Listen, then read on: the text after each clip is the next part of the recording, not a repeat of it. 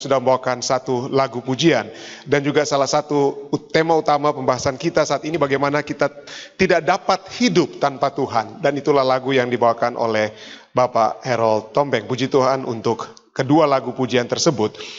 Tadi malam kami berada di Irvington, Trinity Temple Seventh-day Adventist Church. Ini sudah kali ketiga kami sudah berencana, ya. Jadi sudah ketiga kami sudah berencana. Tetapi dua kali yang pertama itu entah bagaimana dibatal. Jadi saya padahal sudah berencana dengan Ridwan untuk bawa youth.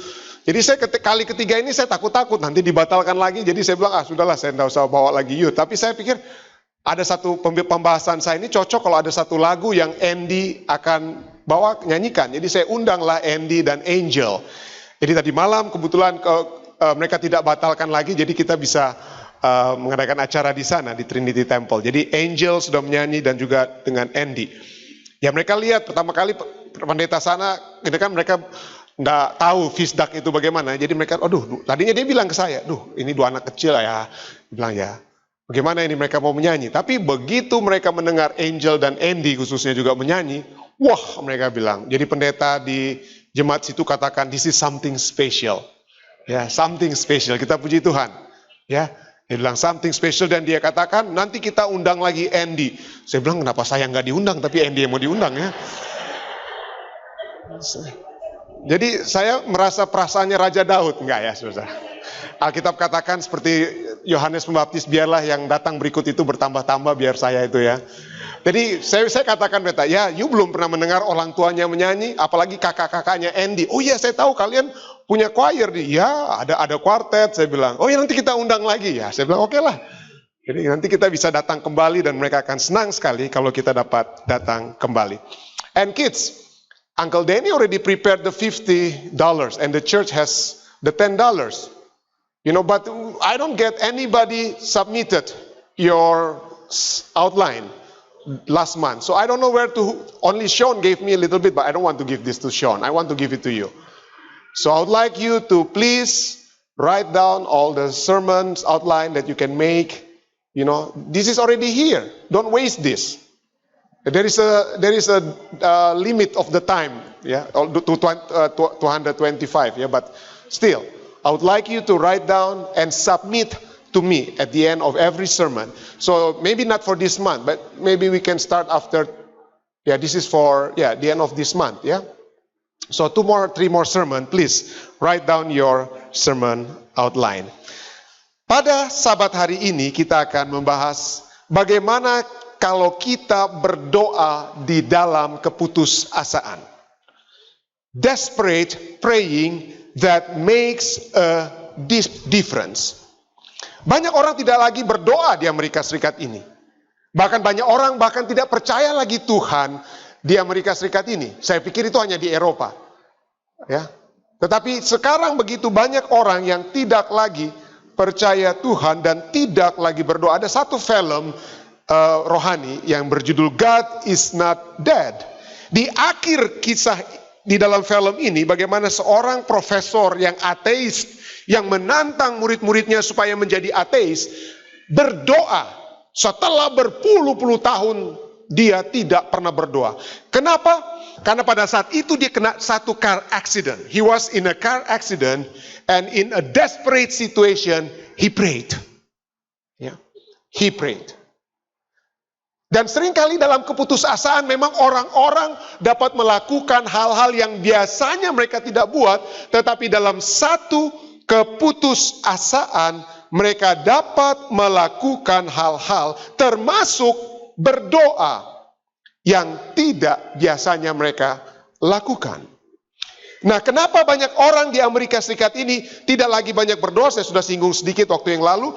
Karena mereka berpikir, kenapa kita harus berdoa sedangkan Tuhan sepertinya tidak apa? Tidak menjawab doa kita. Itu tidak merubah apapun. Ya.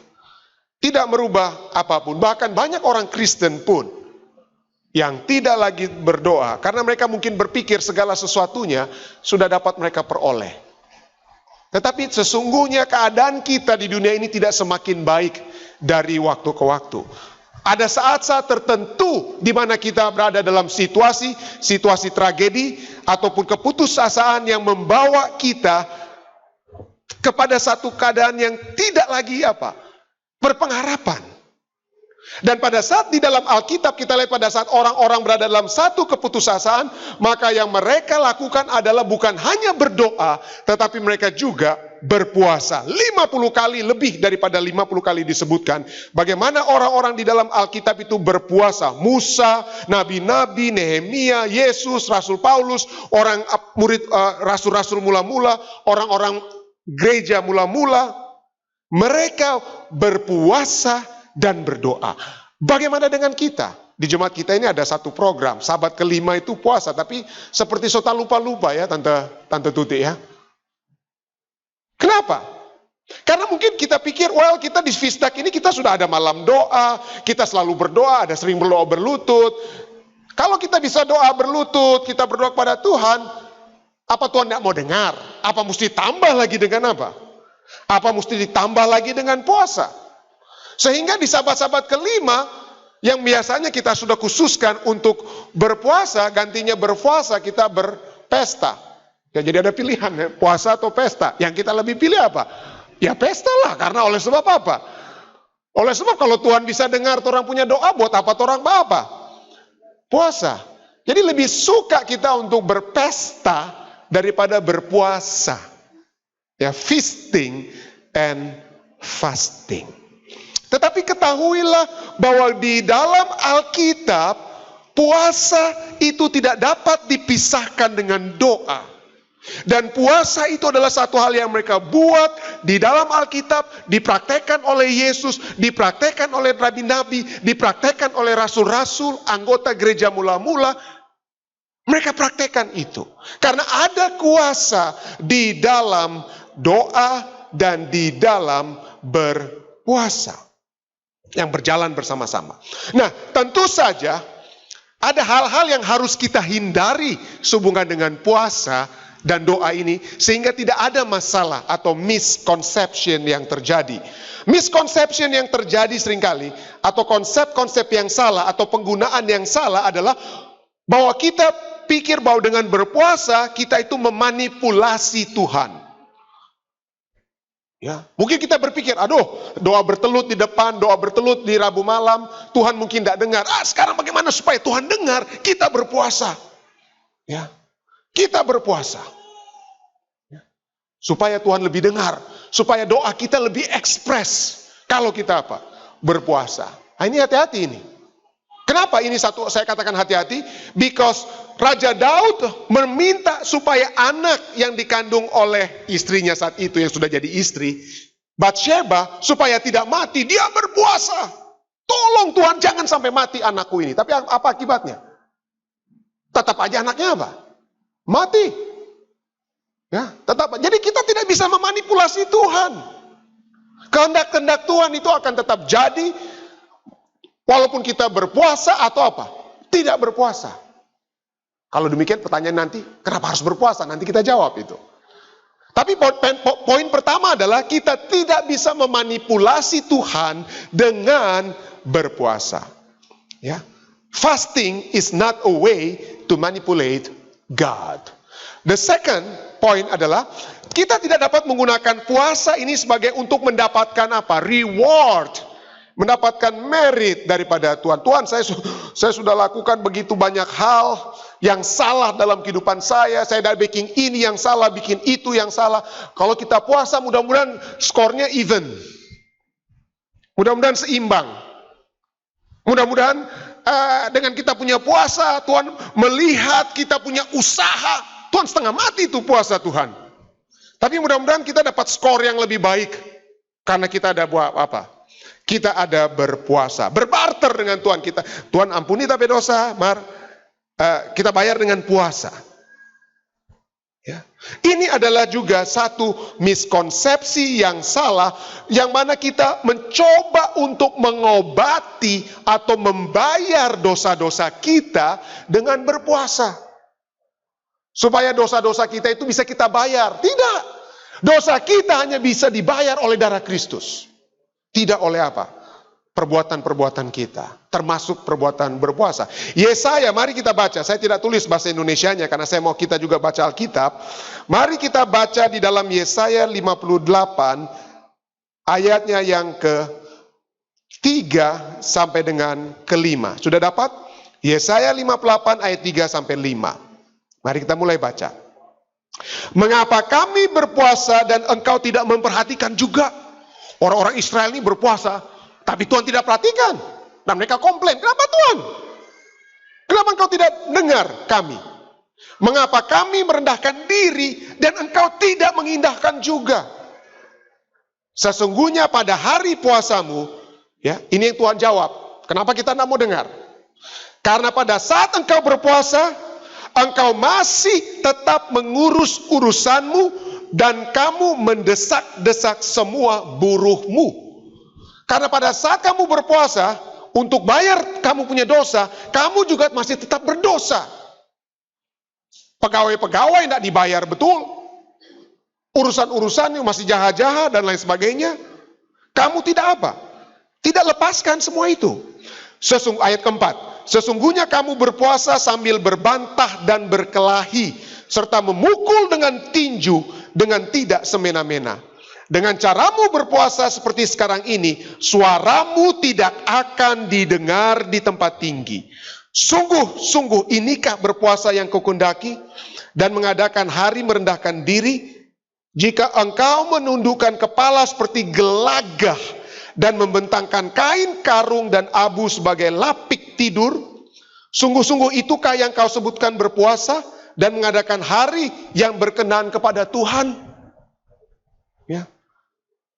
Dengan kata lain, Tuhan berkata kalau kamu berpuasa, tapi hatimu tidak berubah, pikiranmu tidak berubah, tindakan-tindakanmu tidak berubah, percuma. Saya ulangi, percuma. Ya. Harus ada perubahan apa? Perubahan hati. Kalau berpuasa, berdoa masih bakalai, stop it. Stop itu berpuasa. Masih belum jujur dalam berbisnis, stop it. Masih menindas orang lain, stop it. Tuhan katakan, aku tidak dapat melihat engkau berpuasa merendahkan dirimu, tetapi engkau tidak merubah dirimu. Jangan merendahkan diri tanpa merubah apa? Diri. Dengan kata lain, fasting itu, puasa itu harus dapat merubah doa kita dan merubah diri kita. Tetapi sebelum kita masuk kepada bagaimana caranya, kita masuk pada kenapa ada poin ketiga, yaitu misconception ataupun misuse daripada fasting. Fasting itu juga jangan kita gembar-gemborkan supaya orang lihat kita itu, wah memang jago dia. Di abad pertengahan ada biarawan, biarawati yang bangga sekali bisa berpuasa. Bayangkan mereka bilang saya hanya makan 1 butir gandum atau 1 butir beras setiap hari. Hanya itu saja. Wah, orang lain bilang, hebat. Kerohaniannya hebat sekali. Tanda kesalehan. Tanda kesalehan. Yesus sudah tidak suka hal ini ya. Makanya Yesus berkata di dalam Matius 6 ayat 16. Ya. Matius 6 ayat 16 sampai 18. Sekali lagi saya tidak buka bahasa Indonesianya, saya cuma tulis bahasa Inggris, tapi mari kita baca dalam bahasa Indonesianya. Dan apabila Matius 6 ayat 16 sampai 18, dan apabila kamu berpuasa, janganlah muram mukamu seperti orang munafik. Mereka mengubah air mukanya supaya orang melihat bahwa mereka sedang berpuasa. Aku berkata kepadamu, sesungguhnya mereka sudah mendapat upahnya. Ayat 17. Tetapi apabila engkau berpuasa, minyakilah kepalamu dan cucilah mukamu, supaya jangan dilihat oleh orang bahwa engkau sedang berpuasa, melainkan hanya oleh Bapamu yang ada di tempat tersembunyi. Maka Bapamu yang melihat yang tersembunyi akan membalasnya kepadamu. Puasa itu it's a matter of your inner heart. Apa yang ada di dalam diri kita, bukan untuk kasih-kasih tunjuk. Kita ada puasa, bukan seperti itu. Kalau demikian, pendeta ini seperti negatif. Semua ini boleh bawa puasa begini seperti seakan-akan. Enggak ya. Kalau kita lihat di dalam Alkitab, berpuasa itu tidak harus diharuskan, harus berpuasa. Tidak ada seperti itu, tidak diharuskan. Ya. Tetapi Alkitab menyatakan bahwa puasa itu ada kegunaannya. Ada kegunaannya.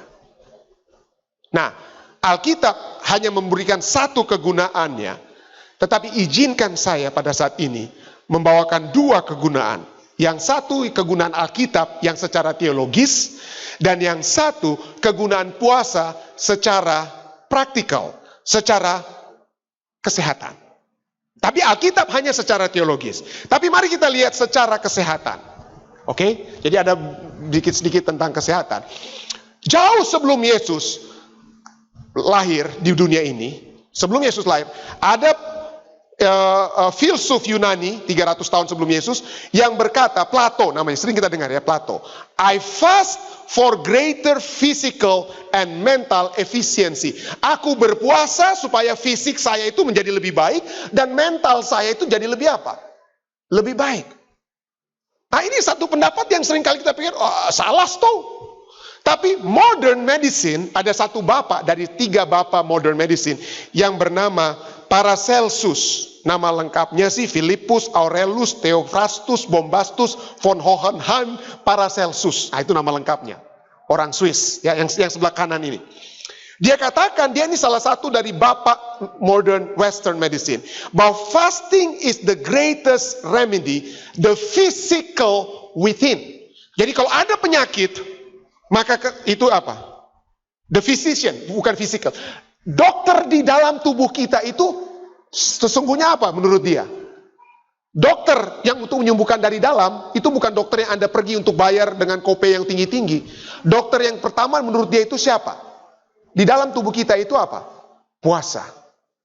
Nah, mungkin Anda pikir, ya, apakah itu pendeta? Mungkin orang mati semua, ini tidak ada kegunaan. Masa orang berpuasa ini ada kesehatan? Bukannya orang bilang kalau orang sakit, makan banyak-banyak supaya sembuh. Makan banyak-banyak. Oh, senang kalau dia bisa makan banyak-banyak supaya sembuh. Oh, supaya pintar. Oh, kasih makan. Sambil saya dulu di Unclub kita punya konsepsi, kalau mau ujian, belajar, harus makan. Harus makan. Supaya apa? Supaya otak memang tak jalan terus. Jangan sampai tak stop dengan apa? Dengan ada makanan. Ya. 1 minggu ini saya mengadakan research dengan istri saya. Ada seorang penulis, Dr. Mark Madsen. Siapa dia? The Chief of Laboratory of Neuroscience at the National Institute of Aging. Dia Chief. Professor of Neuroscience at the Johns Hopkins University. Ya, profesor dia, PhD. Dia berbicara di TED Talk. Kalau Anda tahu TED Talks, itulah hasil-hasil research yang terkenal. Ini bukan yang kalau di Facebook seringkali saya bertanya-tanya, ini orang betul nggak dia punya hasil pendidikan? Oh, cuma makan di daun semua itu penyakit hilang. Saya kadang-kadang ada skeptisismnya sedikit, tapi ini scientist istilahnya ya, science, Johns Hopkins University, researcher di area of cellular and molecular mechanism, ahli dalam Parkinson and Alzheimer diseases. Pendidikannya dia selidiki antara diet dan brain connection. Diet and brain connection. Apa yang dia punya research? Ini yang dia punya research. Ini adalah maze, atau apa ini nama bahasa Indonesianya maze ini? Maze ini yang jalan yang berliku-liku gitu, apa namanya? Ya, dia buat research tikus makanan. Kalau tikus-tikus itu makan secara teratur, ya, dengan tikus-tikus yang kadang-kadang dibikin puasa, apa hasilnya? Apa bedanya? Satu tikus ini pada saat tertentu dia dikasih puasa, jadi gantinya dikasih makan secara teratur, ada waktu-waktu tertentu dia berpuasa. Pada saat tikus ini berpuasa, cepat sekali dia pergi, dapat dia punya makanan. Dia langsung tahu, oh ini DP jalan, oh ini jalannya begini, sampai kepada makanan. Kenapa? Karena pada saat orang lapar, pikirannya itu apa? Jalan cari makanan. Jadi, dia ingat. Dan dia akan ingat di mana itu makanan. Tetapi begitu tikus yang sama, kemudian gantinya dikasih dia berpuasa, dikasih makanan secara teratur. Yang terjadi dia stuck terus. Dia jadi tak lupa di mana itu makanan dan dia sudah tidak mau lagi apa? Cari lagi itu makanan. Karena perutnya juga penuh. Jadi dengan kata lain kesimpulannya dokter ini katakan, with fasting your brain is in the survival mode. Otak kita jadi lebih apa? Lebih bekerja. Tapi kalau perut tikus ini penuh, maka dia itu di hibernate mode. Saya ingat juga, saya pikir betul juga. Saya mengajar cukup lama, saudara. Saya paling suka kelas-kelas before lunch daripada after lunch. Kalau before lunch kasih ujian, kasih kuis, murid-murid, karena memang so lapar, tapi masuk semua dan semua cepat-cepat makan. Jadi bikin soal-soal itu gampang sekali. Begitu after lunch bikin kuis, kita apalagi kalau lisan, pertanyaan nomor 1, apa sir? Ulang. Memble itu murid-murid. Saya nggak tahu bahasa Indonesia bahasa Inggrisnya apa itu memble. Saya sih nggak ngerti itu apa itu memble. Artinya hibernate. Minta mau pikir apa dorang? Kenapa? Karena perut so apa? So full. Otak jadi malas. Hibernate. Berhibernasi. Apa hibernate bahasa Indonesianya? Ya, hibernasi. Jadi apa ya? Santai. Dan ini profesor ini dia buatlah ternyata hasil pendidikan bahwa fasting enhance the ability of neuron to cope with stress and resist disease. Jadi kalau orang itu fasting, saya kalau mau jelaskan ini sampai besok orang khotbah nggak kelar saudara-saudara. Tapi mari kita lihat dia punya kesimpulan. Ini saya minta maaf karena jauh sekali ya. Tapi untuk survival sel-sel itu dalam tubuh kita itu akan diperbaiki pada saat-saat kita kosong perut. Pada saat-saat kita berpuasa. Improve brain kita dengan berpuasa, improve hati kita, fat cell, muscle dan lain sebagainya. Ini mungkin lebih jelas. Ya, jadi IF, intermittent fasting, promote fat burning and the production of beneficial ketones. Bagus untuk blood kita, decrease insulin di blood. Untuk liver, fasting itu increase insulin sensitivity, ketone body production, decrease IGF. Untuk intestine, untuk brain, untuk heart, fat cells, muscle dan lain sebagainya. Sehingga tidak heran sekarang saat ini banyak buku-buku diet itu berbicara tentang apa? Misalnya 5.2 diet book.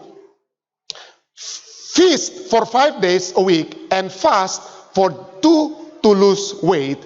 Boost your brain and transform your health.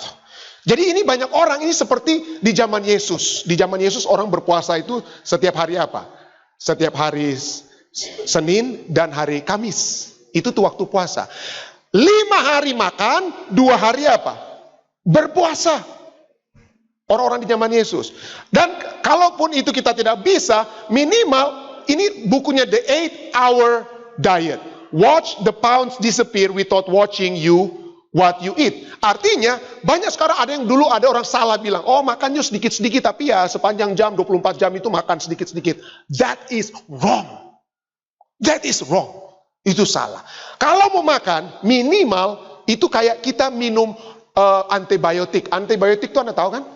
Kalau dibilang dokter bilang 3 kali sehari, bukan berarti jam 6 pagi kita makan, jam 12 siang kita makan, jam 6 sore kita makan. Salah. Nggak akan berfungsi itu antibiotik. Harus 8 jam. Demikian juga dengan apa? Dengan makanan kita. Jadi diatur waktunya. Nah, kenapa saya bilang atur waktunya? Karena sering kali kita dengar selama ini ada satu statement, you are what you eat. Ya, kita sering dengar ya. You are what you eat. Jadi hati-hati jangan kasih masuk tuh junk food di dalam tubuh kita, tapi makanlah yang sehat. Sekarang research terbaru bukan hanya you are what you eat, tetapi you are when you eat. Saya ulangi, no longer you are what you eat, but you are when you eat. CNN laporkan itu. Reader Digest, eating late at night, the new science of why it is making you fat. Di Amerika Serikat. Hasil research, ada seorang ibu melahirkan berapa anak. Dan setiap kali dia habis melahirkan, gain weight. Tetapi sekarang anak yang ketiga, setelah dia melahirkan, dia bilang, aduh mau gain weight lagi kita, bagaimana ini? Kenapa? Karena setiap malam dia selalu makan dengan suami, dengan dinner, entah di rumah atau di luar, tiap malam itu. Tetapi untuk anak ketiga ini, dia dapat part-time job. Part-time jobnya itu dari jam 6 sampai jam 11. Jam 6 sampai jam 11.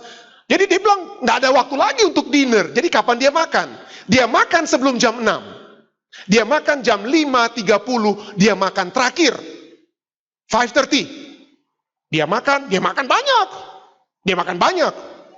Tapi dia sudah tidak makan lagi. Karena setelah dia pulang kerja, dia sudah lelah, capek, dia langsung tidur. Dia bukan bekerja di halls. Kalau di halls bisa makan di tempat kerja. Tapi dia nggak boleh, saudara. Nggak boleh pesan makanan. Jadi dia terpaksa, dia cuma makan jam 5.30. Dan dia makan kembali besok paginya jam berapa? Jam 6 atau jam 7. So, she has 12 hours fasting. She has 12. Gantinya dia menjadi gemuk, dia menjadi apa? Kurus.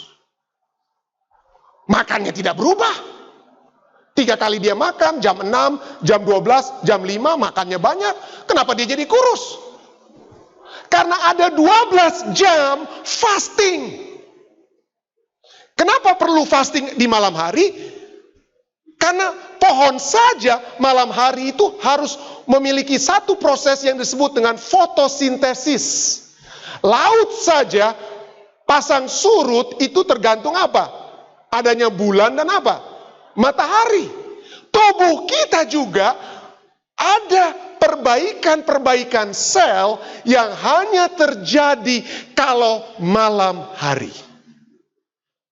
Perbaikan-perbaikan sel itu malam hari pada saat dia memperbaiki sel, restore itu sel, itu malam hari. Jadi kalau malam hari itu, perbaikannya itu tidak mau jadi kalau masih ada apa?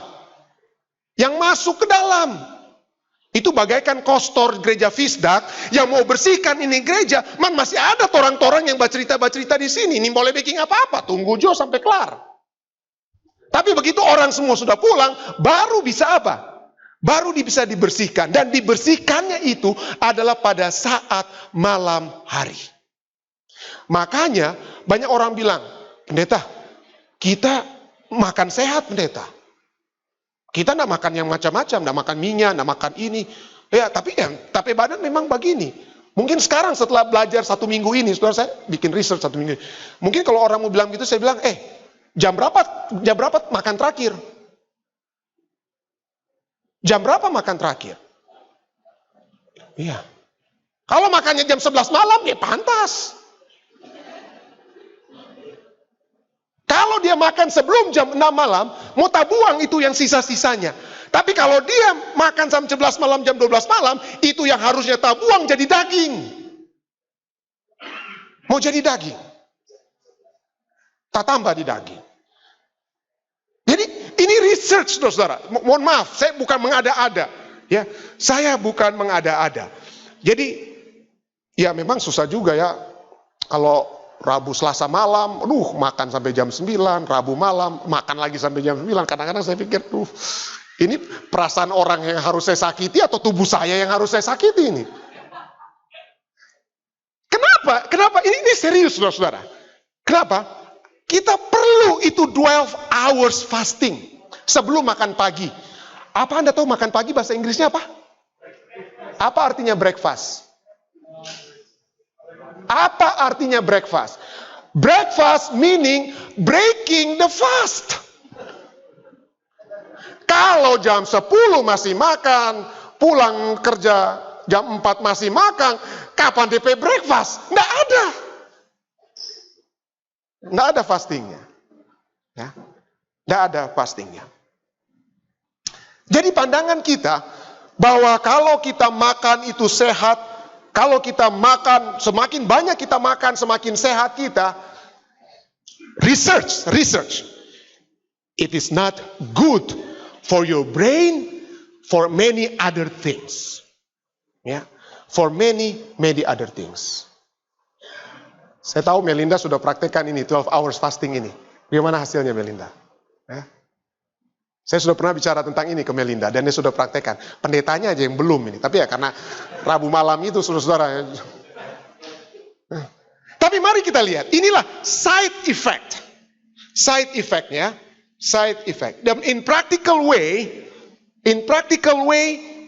that fasting can be good. Can be good. Tidak ada orang mati 36 jam enggak makan, mati itu orang. Enggak. Enggak ada yang akan mati 36 jam fasting. Tapi saya pikir kita di gereja ini sudah buat kesalahan. Kita di gereja ini sudah buat kesalahan, termasuk saya. Kenapa? Karena kita buat peraturan, anak-anak kita, kasihan mereka itu udah kelaparan pendeta. Jadi sebelum khotbah mereka kasihlah mereka makan duluan. Jadi mereka makan lalu mereka apa? Lalu dari mereka makan, mereka masuk ke gereja baru dengar khotbah. Sotasono dorang mau dengar khotbah, nggak mau masuk-masuk tuh. Salah itu saudara-saudara. Kasih biar tuh anak-anak fasting 1-2 jam, kelar tuh acara gereja. Baru mereka apa? Baru mereka makan, itu nggak akan membunuh mereka. Justru bagus. Pendeta bagaimana itu sabat kelima? Orang so putuskan di jemaat, pendeta sabat kelima, orang mau bawa puasa. Ya, saya juga tadinya saya bilang, aduh, mau puasa sabat kelima? Ada yang so ancam-ancam Pak Pendeta. Nggak ancam serius Pak Pendeta, kalau sampai orang puasa, mau masuk gereja lain tuh hari sabat kelima itu. Saya bilang, setelah saya pelajari ini, saya mau pikir-pikir bukan hanya mau sabat kelima orang puasa, saudara-saudara. Ya, kalau perlu, nggak tiap sabat lah, jangan sampai itu ya. Tapi artinya, ini bukan satu kejahatan kalau orang sampai harus berpuasa. Bukan kejahatan kalau kita biarkan anak-anak kita tunda dulu 1-2 jam baru makan. Itu bukan kejahatan. Itu kebaikan buat anak-anak kita. Tapi mari kita kembali kepada Alkitab. Yesus memang berpuasa, murid-murid berpuasa, rasul-rasul berpuasa. Apa tujuan mereka berpuasa? Apa supaya mereka kurus-kurus? Enggak lah ya. Ya mungkin itu side effect-nya. Tapi apa yang seharusnya menjadi tujuan utama bagi kita untuk berpuasa? The purpose of fasting should be to take our eyes of the things of this world to focus completely on God. Sama seperti kalau anak-anak kita lagi belajar. Kalau anak-anak kita lagi belajar, kong kasih makanan mereka sementara mereka belajar, fokus mereka itu kadang-kadang bukan lagi di mana? Di pelajaran tersebut, di makanan mereka. Dan makanan mereka itu akan mengganggu otak mereka, neuron-neuron, sehingga mereka gantinya mereka memiliki konsentrasi, buyar konsentrasinya karena sebab gula-gula yang masuk. Ya, demikian juga dengan puasa dari sudut kerohanian. Kalau sampai kita tidak mau masuk gereja, oleh sebab itu sabat puasa, fokus kita bukan kepada Tuhan, mar kepada Tuhan ini. Ini torang pe Tuhan. Itu kampung tengah. Ya. But the purpose of fasting should be to take our eyes off the things of this world to focus completely on God. Jangan ada hal-hal lain yang menghalangi fokus kita kepada Tuhan. Sehingga Nabi Yoel berkata, berbaliklah kepadaku, fokus kepadaku. Jangan fokus kepada apa yang itu apa yang Tante Tuti dah bawa, apa yang ibu Asa dah bawa, apa yang ibu ini dah bawa. Tidak. Berbaliklah kepadaku, fokus kepadaku dengan segenap hatimu, dengan berpuasa, dengan menangis, dan dengan mengaduh. Dengan kata lain, the main purpose of fasting is to help us focus our attention upon God. Fokus. Tahukah Anda bahwa di kampung tengah ini selalu menjadi masalah? Dosa terjadi oleh sebab apa? Ini Kampung Tengah, kerinduan untuk makan tuh, aduh kasihan. Ini cuma ada di Amerika, ini cuma ada di New York, nih crepes ini. Nah. Kerinduan akan makanan menyebabkan kita semua akan jatuh dalam apa? Dosa. Makanya setan tahu dia menggoda Yesus, godaan pertama kepada Yesus itu tentang apa? Kampung Tengah. Tapi fokus kita, baiklah kepada Tuhan dan tidak ada hal-hal lainnya. Dan kalau kita berpuasa, maka neuron-neuron di otak itu akan buat kita lebih alert. Berada dalam satu survival mode. Bukan hibernate.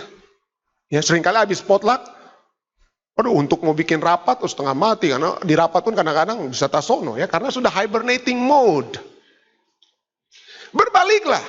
Bukan hanya itu saja. Ayat selanjutnya, Yoel 2 ayat 12 tadi kita baca, sekarang Yoel 2 ayat 13. Koyakkanlah hatimu dan jangan pakaianmu. Itulah sebabnya puasa yang sesungguhnya kita koyakkan hati. Berbaliklah kepada Tuhan. Berbalik dari dosa-dosa kita sendiri.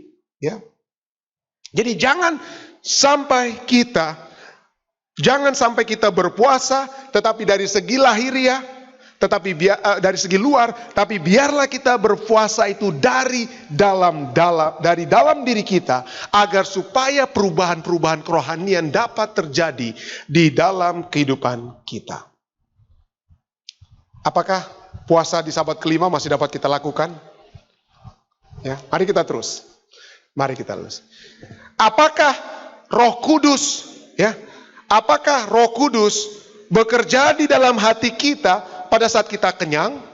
Hanya pada saat kita kenyang? Tidak. Ya.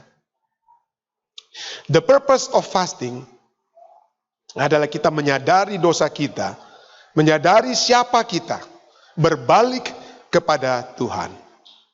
Yang kedua, pada saat kita berpuasa, oleh sebab kita dalam survival mode, otak, neuron di otak dan tubuh kita itu sedang berjuang, sedang clear-clearnya, maka disitulah kita dapat membedakan mana yang benar, mana yang salah. Ya. Seperti saya katakan tadi, kalau kita rasa puas, apa yang kita buat? Santai, hibernate.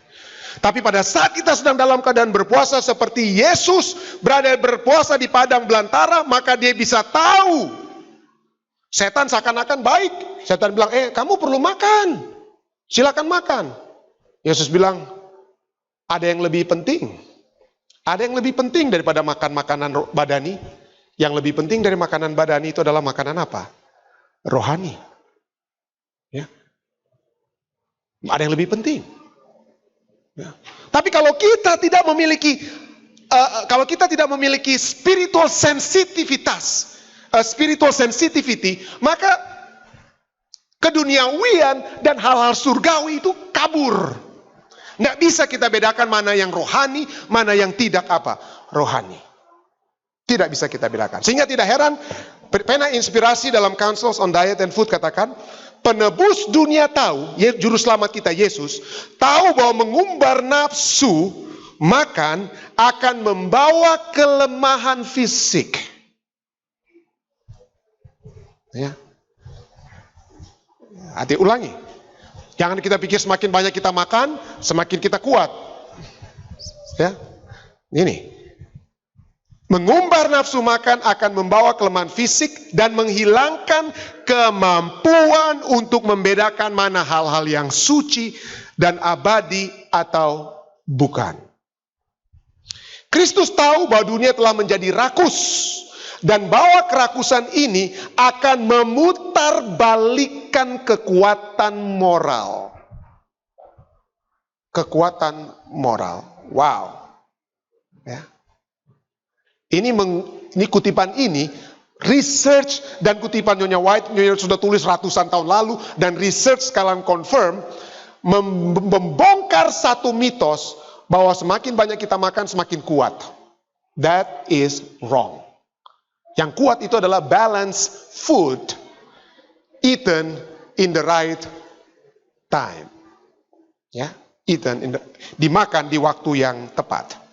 Jadi dengan katanya yang ketiga, bisa kita lihat juga bahwa spiritual benefit daripada fasting itu membantu kita untuk memperoleh kemenangan rohani. Bukan hanya kita bisa tahu membedakan mana yang benar, mana yang salah, tetapi kita juga dapat memperoleh kemenangan rohani. Ya. Kemenangan rohani. Anda tahu, coba Anda buka dalam kisah dalam Markus 9. Di dalam Markus 9 berbicara tentang satu peristiwa, Yesus dan ketiga murid baru turun dari bukit kemuliaan. Markus 9, Yesus baru turun dari bukit kemuliaan. Lalu pada saat mereka turun, ada seorang bapak yang membawa anaknya yang kerasukan setan. Ada anak yang kerasukan setan, tak banting-banting itu anak, mulut berbusa keluar, dan lain sebagainya. Dan dia katakan, ada roh jahat yang sedang mencoba untuk membunuh anak saya ini. Ya. Lalu kemudian Yesus datang. Tapi sebelumnya murid-murid yang tinggal pada saat mereka Yesus berada di Bukit Transfigurasi, murid-murid yang lain yang tadinya sukses sebelumnya itu sudah bisa menginjil kiri kanan, mereka coba untuk sembuhkan anak ini anak tidak sembuh-sembuh. Tapi begitu Yesus turun, Yesus lihat, Yesus usir setan tersebut, dan kemudian kita baca apa yang terjadi setelah murid-murid Yesus itu sekarang bersama-sama dengan Yesus. Kita baca dalam Markus 9 ayatnya yang ke-28 dan 29. Ketika Yesus sudah di rumah dan murid-muridnya sendirian dengan dia, bertanyalah murid-muridnya, mengapa kami tidak dapat mengusir roh itu? Kenapa kita tidak bisa mengusir roh jahat itu? Kita coba Tuhan, tidak bisa. Lalu jawab Yesus kepada mereka, masalah itu, jenis itu tidak dapat diusir kecuali, bahasa Indonesianya, kecuali dengan apa? Berdoa. Coba Anda baca Alkitab Anda dalam bahasa Inggris. Itu dikatakan apa? Kecuali this kind can come out by nothing but prayer and fasting. But prayer and fasting. Ada waktu-waktu tertentu di mana doa kita di depan, di mana doa-doa kita di Rabu malam atau Selasa malam diakonal, Tuhan dapat jawab. Ya, ada waktu-waktu tertentu. Tetapi ada waktu-waktu yang tertentu di mana keputusasaan itu begitu hebat. Ya. Atau pertentangan itu begitu hebat di depan kita. Dan kita tidak dapat lakukan selain dengan berpuasa dan apa? Berdoa dan apa? Berpuasa. Ya.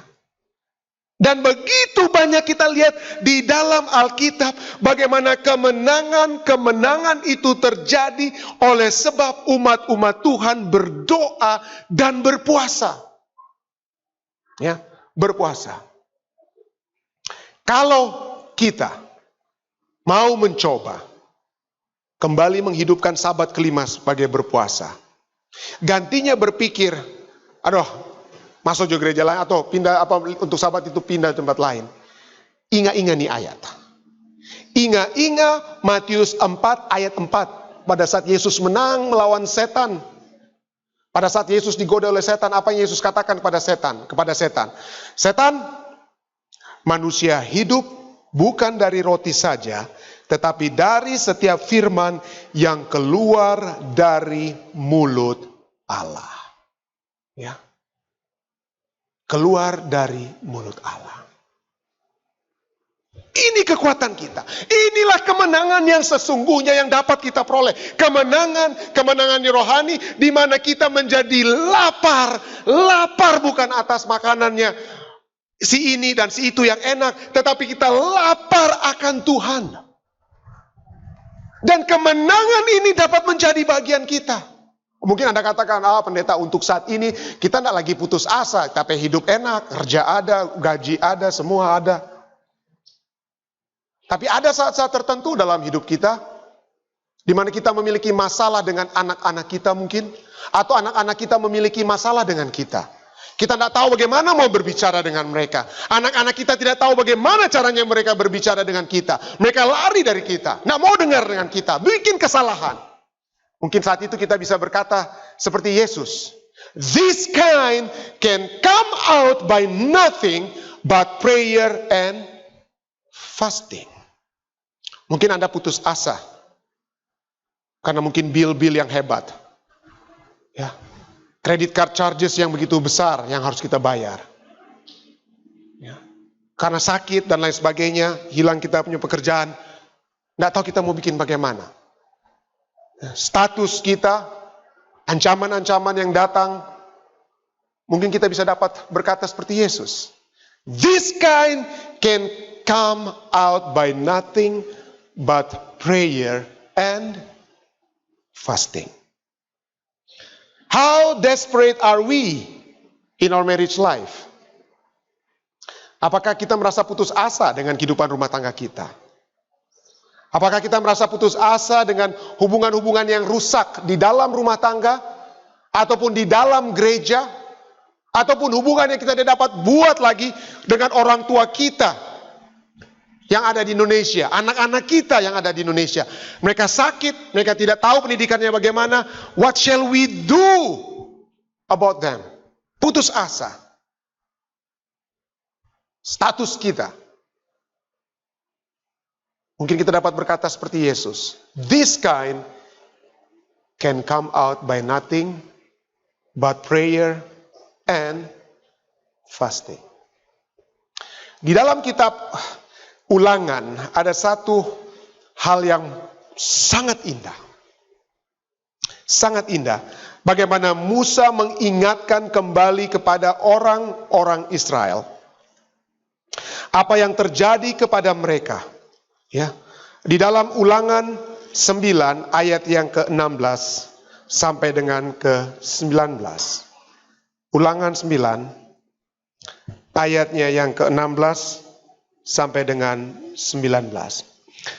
Lalu aku menyaksikan bahwa sesungguhnya kamu telah berbuat dosa terhadap Tuhan Allahmu. Kamu telah membuat patung anak lembu tuangan. Kamu telah segera menyimpang dari jalan yang diperintahkan Tuhan kepadamu. Maka kupeganglah kuat-kuat kedua loh batu itu, kulemparkan dari kedua tanganku, kupecahkan di depan matamu. Sesudah itu aku sujud di hadapan Tuhan 40 hari 40 malam lamanya. Seperti yang pertama kali, sebelum pertama kali dia terima itu 2 loh batu. Kemudian setelah dia kembali dengan loh batu orang-orang berdosa, dia kembali berpuasa. Berapa lama dikatakan? 40 hari 40 malam lamanya seperti yang pertama kali. Roti tidak kumakan dan air tidak kuminum. Wah, hebat sekali ini. Ya, dengan kuasa Tuhan 40 hari 40 malam tanpa air dan minum. Kalau cuma 4 jam orang berpuasa, nggak ada artinya, saudara. Tapi kemudian apa yang dikatakan? Apa yang kemudian dikatakan? Karena segala dosa yang telah kamu perbuat, yakni kamu melakukan apa yang jahat di mata Tuhan, sehingga kamu menimbulkan sakit hatinya. Tuhan hampir habiskan mereka saat itu. Tuhan hampir bilang, matikan semua dan hanya engkau Musa dan keluargamu, anak-anakmu, itu yang aku akan apa? Selamatkan dan jadikan bangsa besar. Tapi apa yang Musa katakan? Sebab aku gentar karena murka dan kepanasan amarah yang ditimpakan Tuhan kepadamu, sampai ia mau memunahkan kamu. Tetapi sekali ini pun, setelah aku berpuasa, Musa katakan. Setelah aku berpuasa, apa di sini katakan? Tolong baca, jangan saya yang baca. Apa? Tuhan mendengarkan aku. Apa Tuhan tidak dengar waktu dia kalau tanpa puasa, apa Tuhan tidak dengar doa kita? Kenapa kita harus berpuasa? Karena Tuhan mau tahu apa yang kita minta. Tuhan mau tahu kesungguh-sungguhan kita. Tuhan mau apakah kita serius dan betul-betul bermohon kepadanya. Dan kalau Tuhan mengetahui hati kita yang kita fokuskan pada Tuhan, bermohon kepada Tuhan, minta kepada Tuhan dengan sungguh-sungguh. Ayat ini katakan apa? Tuhan mendengarkan apa?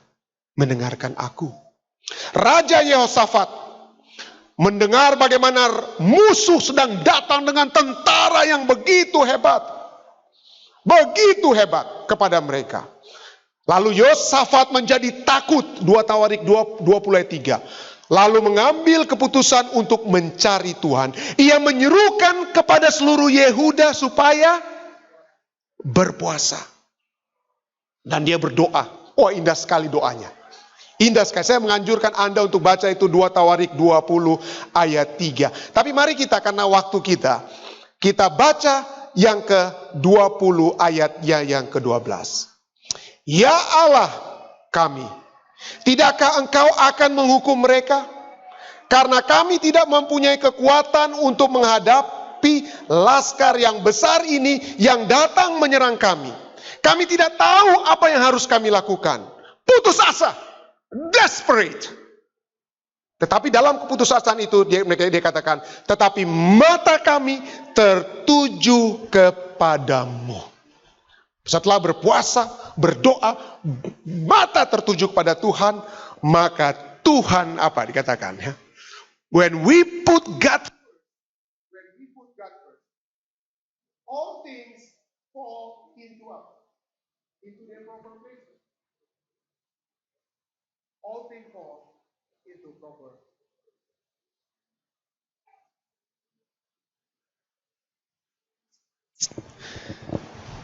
Apa yang Alkitab katakan? Carilah apa? Carilah dahulu apa? Kerajaan Allah. Maka segala sesuatunya itu akan apa? Ditambahkan. Sudahkah Anda dan saya alami di jemaat Fisdak?